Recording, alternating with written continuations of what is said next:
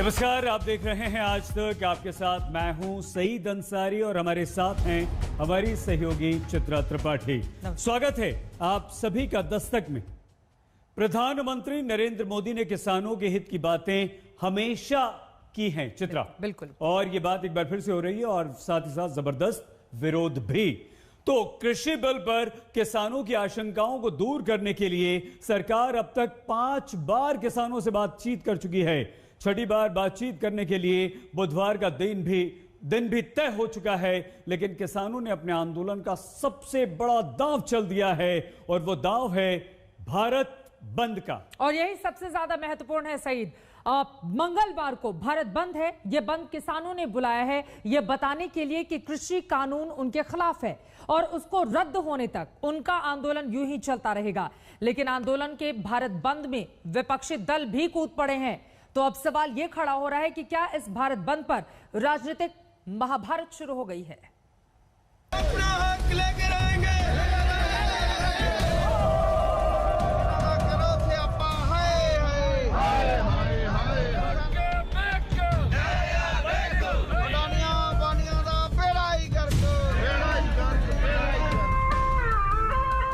ये हिंदुस्तान के अन्नदाता हैं जो अपने सवालों को लेकर सड़क पर उतरे हैं।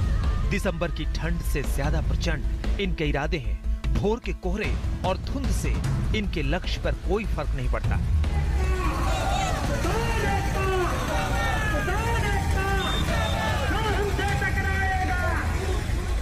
और अब तो इनका भारत बंद भी हो रहा है। मंगलवार को भारत बंद। जो आंदोलन चल रहा है उसमें कल को 8 तारीख को पूरे भारत में बंद है। उस बंद का पूरा देश समर्थन कर रहा है। जितने किसान हैं सभी स्टेटों के, जितने ट्रांसपोर्टर हैं, जितना व्यापारी है, जितना दुकानदार है, सभी इस भारत बंद का समर्थन कर रहे हैं। सारा किसान मजदूर हर एक दुकानदार भारत बंद के सद्दे विच वध चढ़ के हंगारा देगा, क्योंकि मोदी जी नूं अब तक मान जाना चाहिए था। मीटिंगों से पेट नहीं भरेगा, काम करने से बात चलेगी। जब तक ये ऑर्डिनेंस रद्द नहीं होते पूरा हिंदुस्तान ਜਿਹੜਾ ਉਹ ਸਾਡੇ ਨਾਲ ਆ और जथेबंदियां ਦੇ ਨਾਲ ਆ, ਚੜ੍ਹਦੀ ਕਲਾ ਦੇ ਨਾਲ भारत बंद ਦਾ ਸੱਦਾ ਜਿਹੜਾ बहुत ही अच्छा जाएगा। खट्टर मोदी सरकार। इस भारत बंद पर किसान तब भी उतर गए हैं जबकि सरकार कह रही है कि किसानों की हर भलाई उनके सिर माथे पर है। किसानों के हितों के प्रति मोदी जी की सरकार प्रतिबद्ध है, तो जो कुछ होगा या जो कुछ किया जाएगा वो सिर्फ किसानों के हित में ही होगा। इसका भरोसा देश के किसानों को रखना चाहिए। किसानों के हित में जो कदम मोदी सरकार ने उठाए हैं पिछले 6 वर्षों के दौरान, मैं विश्वास के साथ कह सकता हूं कि आजादी के बाद 55 वर्षों तक शासन करने वाली राजनीतिक दल ने किसानों के हित में इस प्रकार के कभी भी महत्वपूर्ण कदम नहीं उठाए। हम चाहते हैं देश के छोटे मंझोले किसानों को अपने उत्पाद के लिए नए नए अवसर मिलने चाहिए। और कुछ मैं क्लैरिफाई कर दूं, क्योंकि मैं देश का कानून मंत्री भी हूं। किसानों की जमीन न बिकेगी, न लीज पर ली जाएगी, न बंधक होगी। दूसरी तरफ विपक्ष भी लगातार कह रहा है कि वो किसानों के साथ खड़ा है। किसानों का दर्द उसका दर्द, और इसीलिए वो भारत बंद का समर्थन कर रहा है। किसानों ने 8 तारीख को भारत बंद का आह्वान किया है। आम आदमी पार्टी पूरी तरह से उसका समर्थन करती है और सारे कार्यकर्ता हमारे इसमें पार्टिसिपेट करेंगे पूरे देश भर में। और मैं उम्मीद करता हूं कि पूरे शांतिपूर्ण तरीके से पूरे देश के अंदर सब लोग इसमें शामिल हों। किसान के लिए कानून अगर बना है और किसान आंदोलन कर रहा है तो सरकार की जिद किस बात की है? सरकार क्यों जिद पर लगी हुई है? अगर किसान के पक्ष में कानून नहीं है, किसान ये बात कह रहे हैं, तो सरकार को वो कानून वापस लाना चाहिए। सियासत अपनी चाल चल रही है और किसान अपनी चाल से अपने आंदोलन को चला रहे हैं। 12 दिन से वो किसान हिंदुस्तान की राजधानी की सीमा पर बैठे हैं। उनके कदम थमे हैं, लेकिन इरादे अपने लक्ष्य से इंच भर पीछे हटने को तैयार नहीं दिखते। और उसी कड़ी में उनके रुके हुए कदमों ने तय कर दिया कि मंगलवार को हिंदुस्तान का हर चक्का रुक जाएगा। भारत बंद। हम लोगों को, पूरे अवाम को अपील करना चाहते हैं कि कल को घर से जरूरी काम के बगैर घर से ना निकला जाए। सुबह सुबह जाओ, वो 11 से 3 बजे तक जो बंद है, सुबह जाओ या शाम को जाओ, इसलिए किसी को परेशानी ना आवे। मंगलवार को ये भारत बंद उस वक्त किया जा रहा है जबकि उसकी अगली सुबह ही किसान और भारत सरकार बातचीत के टेबल पर आमने सामने बैठेंगे, छठी बार। लेकिन 5 बार की बातचीत में रूठने मनाने का दौर किसी मुकाम तक नहीं पहुंचा। हरियाणा के किसान नेताओं से मुलाकात में कृषि मंत्री तोमर ने समझाया कि ये कानून क्यों और कैसे उनके हक में है। उन किसानों ने सरकार को समर्थन की झंडी भी दिखा दी, लेकिन आंदोलन वाले किसान बिल रद्द करने से पीछे नहीं हट रहे। सरकार संशोधन से आगे नहीं बढ़ रही। मोदी जी ने इन कानूनों के माध्यम से और योजनाओं के माध्यम से लगातार इस बात की कोशिश की है कि खेती के क्षेत्र में निजी निवेश कैसे भी पहुंचे। अब ये 1 लाख करोड़ का 1.5 लाख करोड़ का फंड है, चाहे वो फूड प्रोसेसिंग का हो, चाहे पशुपालन का हो, चाहे एग्रीकल्चर क्षेत्र की अधोसंरचना का हो। ये किसे मिलेगा? कोऑपरेटिव को मिलेगा। अब ठीक है, ये तो चलेगा, आंदोलन वगैरह इससे तो निपटेंगे, लेकिन आप सब लोग, अब ठीक है, ये तो चलेगा, आंदोलन वगैरह इससे तो निपटेंगे। इस बंद में किसानों की आहत भावनाएं छुपी है तो सियासत भी दबे पांव अपनी जगह बना चुकी है। इसमें किसानों के साथ खेती किसानी से जुड़े दूसरे लोग भी हैं। किसान संगठन है तो ट्रांसपोर्ट यूनियन वाले भी हैं। All India motor transport Congress की तरफ से 8 दिसंबर का एक दिन के लिए चक्का जाम का प्रोग्राम दिया गया है किसानों के फेवर में। उसी संबंध में हम लोगों ने आज अपनी मीटिंग यहाँ बुलाई थी, जिसमें transport association, truck union, tempo union सभी ने मिलकर के इस बंद को कामयाब सफल बनाने का फैसला किया है। भारत सरकार के साथ किसान 5 बार बातचीत कर चुके हैं। उन बातों से कुछ नहीं निकला सिवाय एक नई तारीख के कि फिर से बात करेंगे। छठी बार की बातचीत से पहले भारत बंद की दीवार खड़ी हो गई है। उसके पार उम्मीदों का एक आसमान है, किसानों के लिए भी, सरकार के लिए भी। हिमांशु मिश्रा के साथ अशोक सिंघल, दिल्ली, आज तक। तो एक तरफ से किसानों का ये भारत बंद, लेकिन कुल मिलाकर आरोप प्रत्यारोप का दौर भी सत्ता पक्ष और विपक्ष के बीच लगातार जारी है। लेकिन कल के भारत बंद का समर्थन जिन दलों ने किया है, उनकी अलग अलग राज्यों में सरकार भी है। उन्होंने किसानों का समर्थन भले ही किया है, लेकिन उन पर कानून व्यवस्था को बनाए रखने की जिम्मेदारी भी है। दरअसल केंद्र सरकार ने उन्हें कानून व्यवस्था बनाए रखने के लिए एडवाइजरी जारी कर दी है। अलग अलग राज्यों में कैसी तैयारी है, इस पर 8 राज्यों से आपको आज तक की हम ग्राउंड रिपोर्ट आइए आप दिखाते हैं। खट्टर मोदी सरकार। तीनों कृषि कानूनों को वापस लिए जाने की मांग पर अड़े किसान संगठनों ने देश बंद का ऐलान कर दिया। चूंकि कानून व्यवस्था को बनाए रखने की जिम्मेदारी राज्य सरकारों की होती है, लिहाजा केंद्र की एडवाइजरी के मद्देनजर गुजरात से बंगाल तक और पंजाब से दक्षिण तक के राज्यों ने बैठक कर भारत बंद से निपटने की प्रशासनिक तैयारियों का जायजा लिया। जयपुर में मुख्यमंत्री अशोक गहलोत ने बैठक की। भारत बंद को लेकर मुख्यमंत्री अशोक गहलोत ने पुलिस और प्रशासन के आला अधिकारियों के साथ शाम 4 बजे मीटिंग ली है। किस तरह के रहेंगे राजस्थान में हालात और क्या है सरकार की तैयारी, खास तौर पर जब कांग्रेस किसानों के साथ खड़ी है।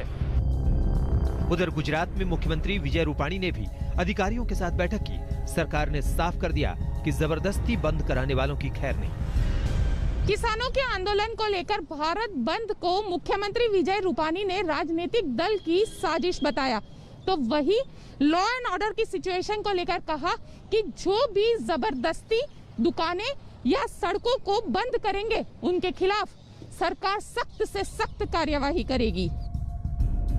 दिल्ली में सबसे बड़ी तादाद में इकट्ठा किसान पंजाब और हरियाणा से आए हैं। दोनों ही राज्यों के सामने भारत बंद के दौरान कानून व्यवस्था बनाए रखने की बड़ी चुनौती है।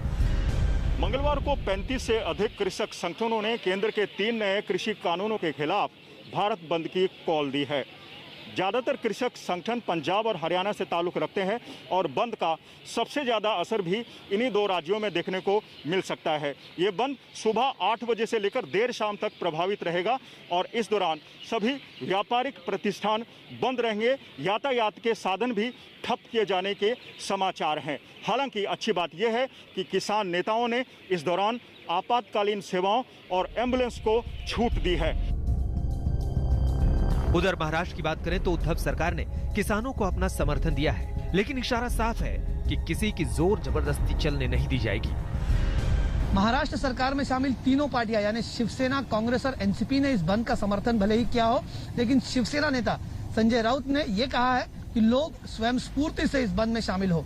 दूसरी तरफ प्रशासन ने भी तैयारियां रखी है और पुलिस ने यह बात कही है कि कोई किसी को जबरदस्ती ना करे, जबरन दुकानें ना बंद करे और कोविड के चलते जो नियम है उन नियमों का पालन भी करे। मध्य प्रदेश में भी पूरी तैयारी है। शिवराज सरकार ने किसानों को नाराज किए बिना ही कानून व्यवस्था दुरुस्त बनाए रखने के इंतजाम किए हैं। भारतीय जनता पार्टी शुरू से ही कृषि कानून को किसानों के हित में बताती आई है। दूसरी तरफ मध्य प्रदेश के मुख्यमंत्री शिवराज सिंह चौहान भी हर सभा में इस कानून की खूबियां गिनाते नहीं थकते। ऐसे में कम से कम मध्य प्रदेश में तो 8 दिसंबर को होने जा रहे भारत बंद का असर कम ही देखने को मिलेगा, क्योंकि यहां पर कांग्रेस साफ कर चुकी है कि वो इस कानून का विरोध करती है और बंद का समर्थन करने जा रही है। लेकिन मध्य प्रदेश सरकार स्पष्ट कर चुकी है कि इस दौरान यदि किसी तरीके की कोई अप्रिय घटना होती है तो उससे सख्ती से निपटा जाएगा और भारत बंद को कम से कम मध्य प्रदेश में असरदार नहीं होने दिया जाएगा। पश्चिम बंगाल में ममता बनर्जी ने मिदनापुर में रैली की और किसानों को अपना खुला समर्थन दिया, लेकिन प्रशासन ने साफ कर दिया कि भारत बंद के दौरान कानून व्यवस्था से किसी को खिलवाड़ करने नहीं दिया जाएगा। 8 दिसंबर को बुलाए गए भारत बंद में आखिरकार बंगाल में क्या खुला रहेगा और क्या बंद? पश्चिम बंगाल में भले ही राज्य सरकार में मुख्यमंत्री ने ये साफ कर दिया हो कि वो इस मुद्दे का समर्थन कर रही हैं, लेकिन राज्य सरकार के सारे दफ्तर खुले रहेंगे। हर बार की तरह बंद का विरोध तो किया जा रहा है, लेकिन मुद्दे का समर्थन किया जा रहा है। ये भी पहला मौका होगा जब तृणमूल कांग्रेस, वाम मोर्चा एक साथ एक मुद्दे पर नजर आएंगे। अब तक 2011 से ऐसा बहुत कम हुआ है जब राजनीतिक दलों के साथ तृणमूल कांग्रेस ने किसी मुद्दे पर एक साथ समर्थन करके अपनी बात रख दी हो। पटना में महागठबंधन में शामिल दलों ने किसानों के भारत बंद का समर्थन किया है। तेजस्वी के लिए भारत बंद शक्ति प्रदर्शन का मौका होगा, लेकिन नीतीश सरकार पूरी तरह सतर्क है। किसान आंदोलन के बहाने आरजेडी के नेतृत्व में कांग्रेस और वामपंथी दलों ने केंद्र और राज्य सरकार को घेरने का प्लान बनाया है, लेकिन दूसरी तरफ ये बंद सफल न हो, इसको लेकर बिहार सरकार की तैयारी भी पूरी है। 2 दिन पहले तेजस्वी यादव किसानों के पक्ष में धरने पर बैठे थे और उनके खिलाफ FIR दर्ज करके राज्य सरकार ने अपने इरादे साफ कर दिए हैं। उत्तर प्रदेश की बात करें तो योगी सरकार ने अखिलेश यादव को लखनऊ में रोककर अपने इरादे साफ कर दिए। अखिलेश कन्नौज में किसान यात्रा में शामिल होने निकले थे। भारत बंद को लेकर एक तरफ किसानों ने बंद को सफल बनाने की अपनी तैयारी कर रखी है, तो दूसरी तरफ योगी सरकार ने भी अपनी कमर कस रखी है कि इस बंद में कोई भी अराजक तत्व इसका फायदा न उठा सके। आज प्रशासन ने एक चिट्ठी सभी जिला प्रशासन को भेजी है और उसमें साफ कहा है कि किसानों के साथ, किसान संगठनों के साथ संवाद बना करके रखा जाए। दिल्ली बॉर्डर से कुछ किलोमीटर पहले तक 5 बैरिकेड लगाए जाएं और किसान अगर उसमें ट्रॉलियों से आ रहे हैं तो उन्हें अलग अलग चेक पोस्ट पर रोका जाए, किसी भी तरह की गड़बड़ी या अराजकता न फैलने पाए। और साफ साफ ये भी कहा है कि बाजार और दुकानें अगर बंद कराने की कोई कोशिश की गई तो उसे सख्ती से निपटा जाए। तमाम राज्यों ने पूरी तैयारी कर ली है, वहीं किसानों के प्रदर्शन को शांतिपूर्ण बनाने की अपील भी की गई है। ऐसे में किसानों के सामने अपनी आवाज उठाने के साथ ही आंदोलन को शांतिपूर्ण बनाए रखना भी जरूरी है। आज तक ब्यूरो। चित्रा, किसानों ने तो ऐलान कर दिया है बंद भी होगा, लेकिन तमाम राज्य तैयारी में है, लेकिन बहुत सारे हमें याद रखना होगा कि समर्थन कर रहे हैं किसानों का इसमें। जी हाँ, बिल्कुल। तो 12 दिनों से किसान आंदोलन कर रहे हैं। 13वें दिन यानी कि कल उनका भारत बंद है। 5 दौर की बैठक, 6ठे दौर की बात बातचीत से पहले किसानों की यह कोशिश हो सकती है कि सरकार पर दबाव बनाने की। ऐसा किसान कृषि कानून के विरोध में कर रहे हैं। यह अपने आप में महत्वपूर्ण है। विरोध का हक सबको है, लेकिन सवाल तब उठता है जब विरोध की आंच पर राजनीतिक स्वार्थ की रोटियां सेकी जाने लगती हैं। आज आलम यह है कि अलग अलग समय पर कृषि सुधार की वकालत करने वाली पार्टियां आज विरोध में खड़ी दिखाई दे रही हैं।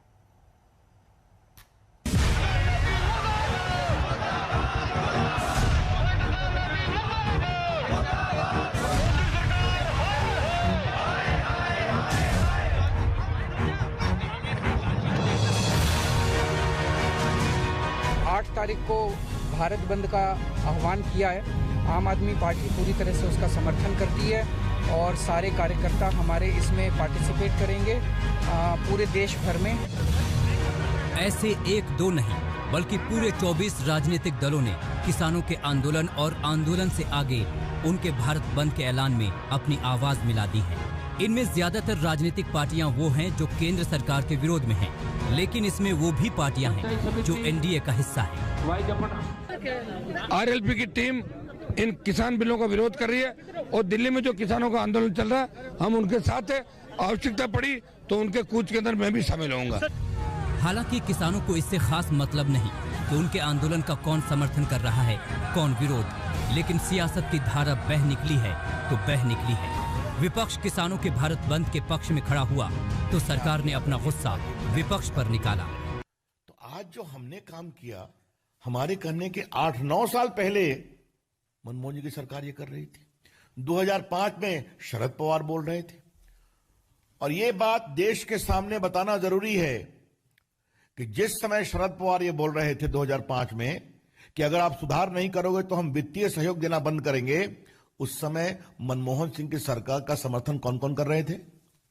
मुलायम सिंह यादव जी की party, RJD, CPI, CPM, TDP और बाकी सभी।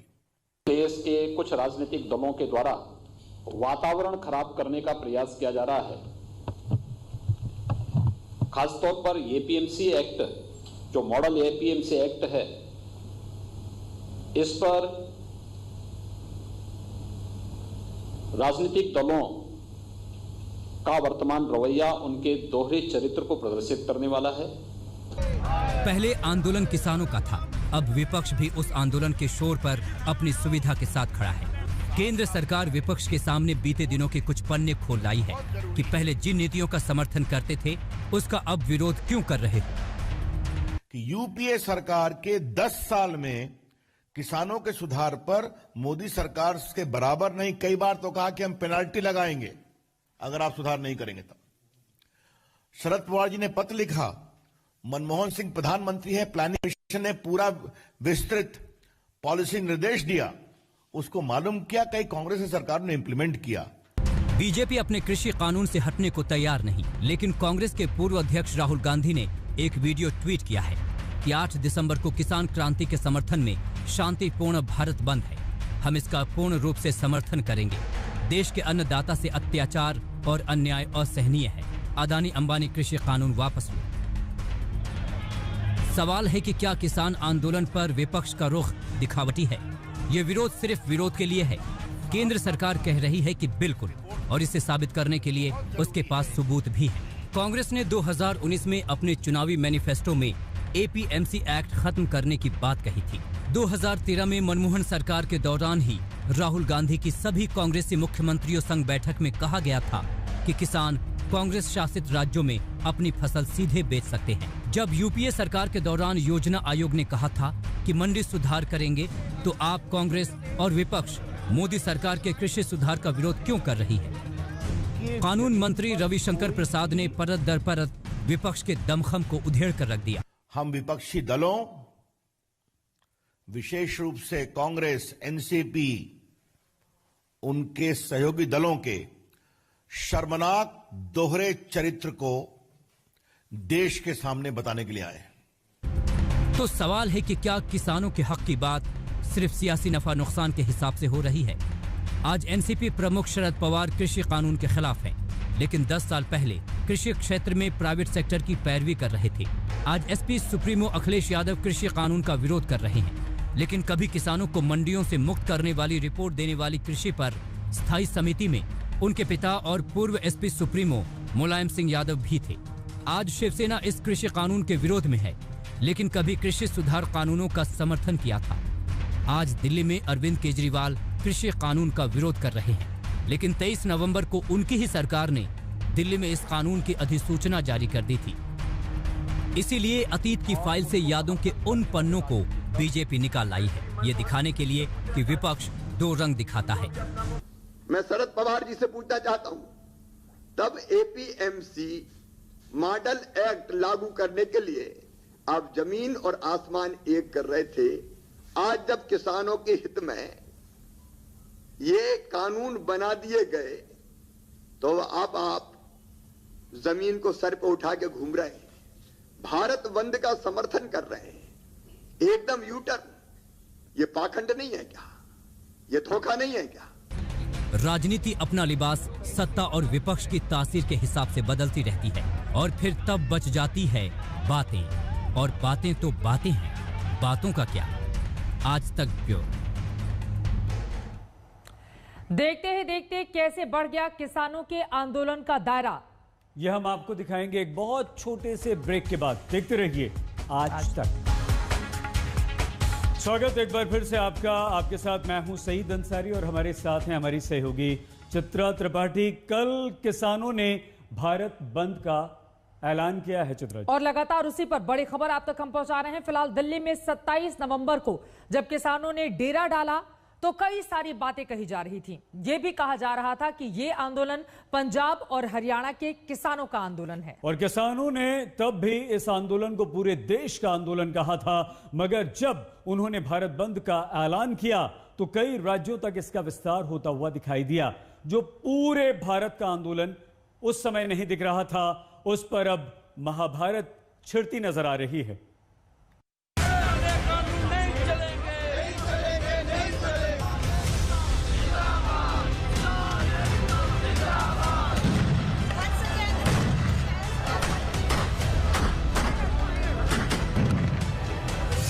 केले कफन बांध करके यहाँ आए थे पंजाब और हरियाणा वाले।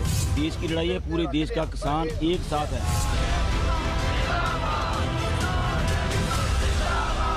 अभी देखना है इस लकीर को कौन पार करता है।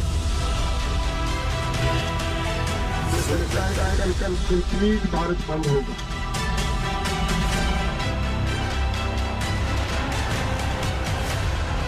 चूंकि हरियाणा और पंजाब से दिल्ली ज्यादा दूर नहीं, लिहाजा एक बड़ी तादाद में इन दोनों राज्यों से किसानों ने दिल्ली की ओर कूच कर दिया। इन किसानों ने जब अपनी मांगों से सरकार पर दबाव बनाना शुरू किया तो ऐसा भी कहा गया कि ये पूरे देश के किसानों की आवाज नहीं।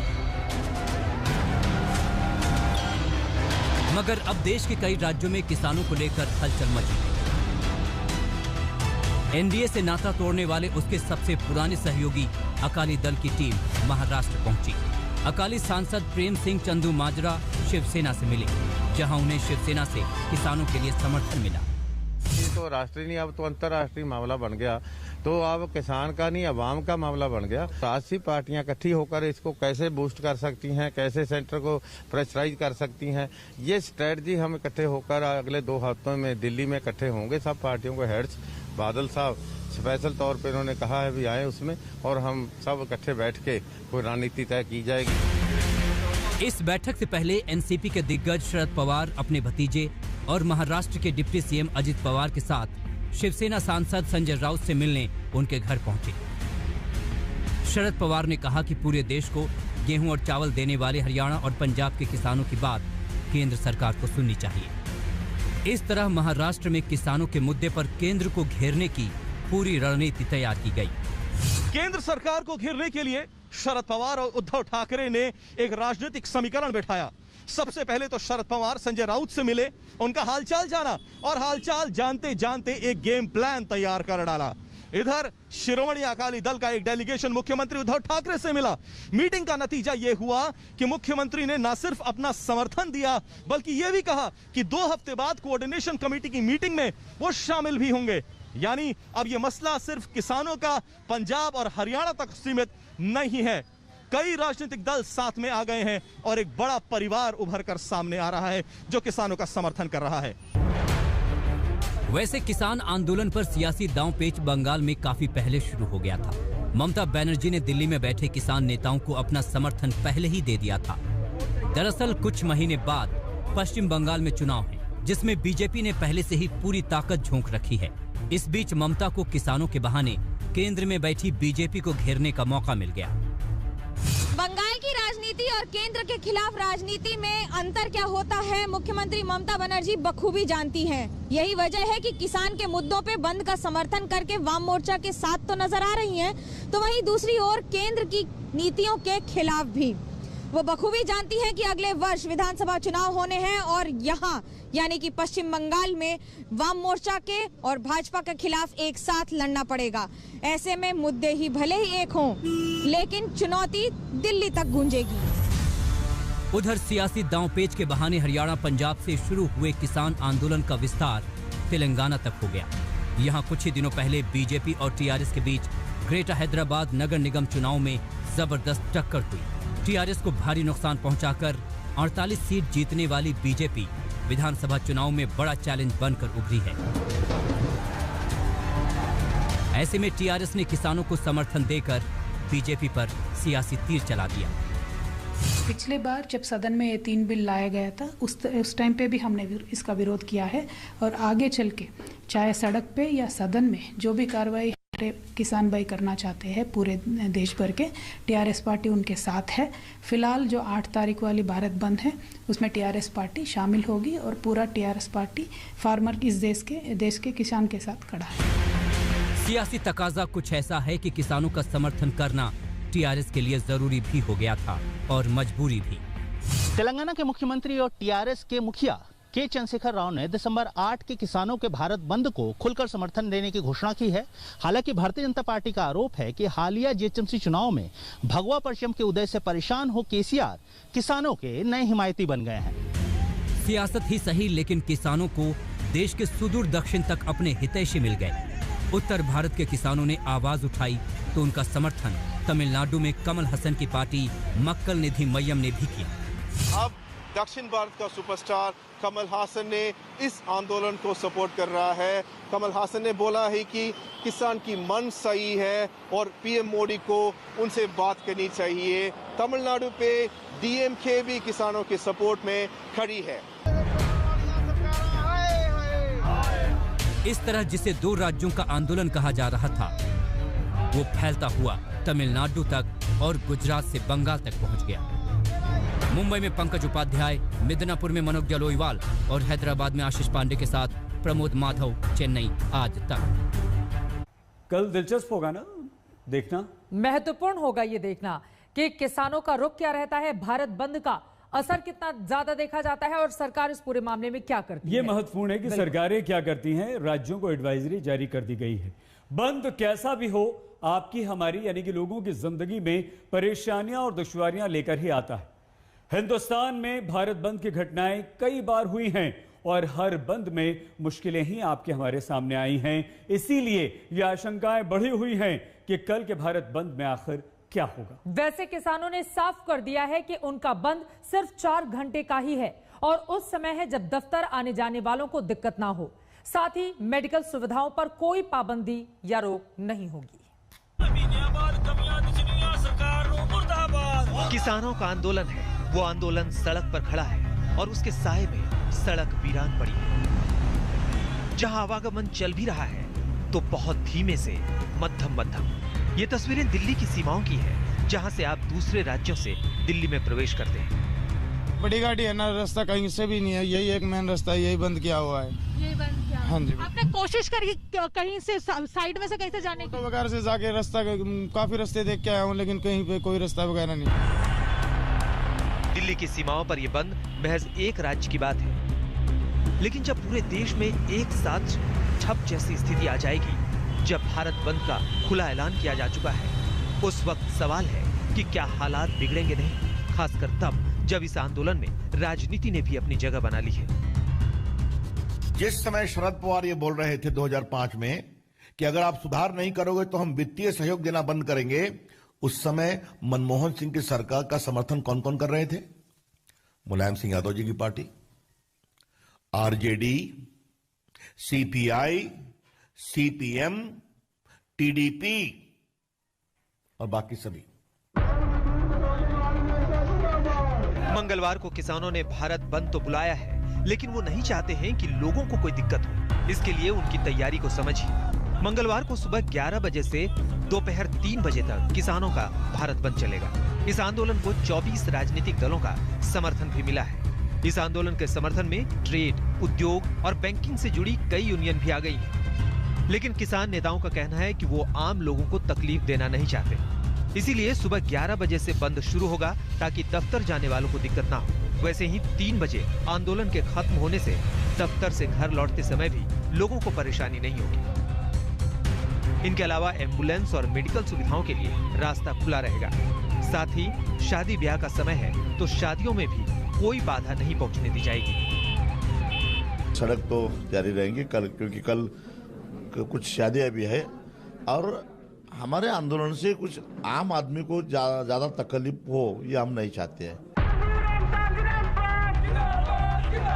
किसान लोगों की दिक्कतों का ख्याल तो रखने की बात कर रहे हैं, लेकिन वो नहीं चाहते कि आम दुकानदार दुकान खोलें।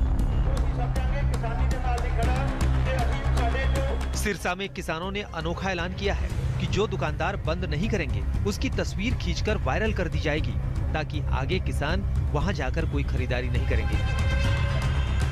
किसान कह रहे हैं कि भारत बंद के दौरान लोग स्वेच्छा से ही अपने घरों से नहीं निकले। दूसरी तरफ सरकार कह रही है कि जब वो किसानों की बात सुन ही रही है तो फिर बात के बीच ये बंद क्यों? कुमार कुणाल के साथ अरविंद ओझा, दिल्ली, आज तक। तो सईद, कुल मिलाकर 4 घंटे का ये बंद देखना महत्वपूर्ण होगा, इसका कितना ज्यादा असर देखा जाता है। लेकिन किसान आंदोलन को लेकर कहा यह भी जा रहा है कि इसका कोई चेहरा नहीं, कोई लीडर नहीं। इसके बावजूद किसानों का आंदोलन लगातार जारी रहा। आज भी किसानों का नेतृत्व 40 अलग अलग संगठनों के नेता मिलकर कर रहे हैं, जो सरकार के लिए मुसीबत भी है। लेकिन इस आंदोलन को कई जाने माने चेहरों का भी अब समर्थन मिल गया है।